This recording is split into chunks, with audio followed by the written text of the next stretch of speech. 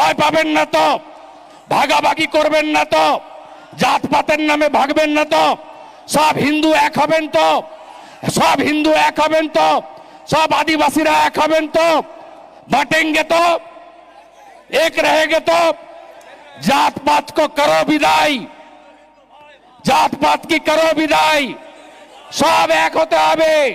ए लड़ाई बाँचार लड़ाई, भारतीय संस्कृति सनातन संस्कृति बाँचाते हबे, आदिवासीदेरके बाँचाते हबे। एरा জামাতি সরকার করতে চায়, জামাতিকরণ করে দিয়েছে। হিজাব পরা মুখ্যমন্ত্রী তিনি জামাতিদের হাতে বাংলা তুলে দিতে চায়। মৌলবাদকে রুখবেন তো, রুখবেন তো, জঙ্গিবাদকে রুখবেন তো, রুখবেন তো। সেই জন্য পাল্টানো দরকার, চাই বিজেপি সরকার, পাল্টানো দরকার, পাল্টানো দরকার, চাই বিজেপি সরকার। শহীদের রক্ত হবে না কো ব্যর্থ,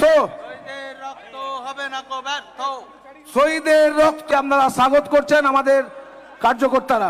ভারত মাতা কি, ভারত মাতা কি, ভারত মাতা কি বিজেপি জিন্দাবাদ। আপনারা জানেন এই গড়বেতার মাটি, পাশে কেশপুর চন্দ্রকোনার মাটি, পাশে গোয়ালতোড় শালবনির মাটি।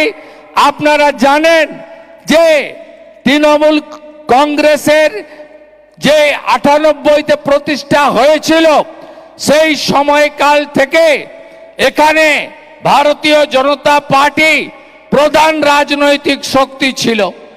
সেই রাজনৈতিক শক্তি ব্যবহার করেছে তৃণমূল কংগ্রেস। আজকে এই যে শহীদ পরিবারগুলো আছে, এই শহীদ পরিবারগুলো কখনো চমকাইতলা, কখনো সন্দীপুর, কখনো আমাদের ছোট আঙ্গারিয়ার মতো ঘটনাতে যারা শহীদ হয়েছে, আত্মবলিদান দিয়েছে, তারা অধিকাংশই ভারতীয় জনতা পার্টির কার্যকর্তা।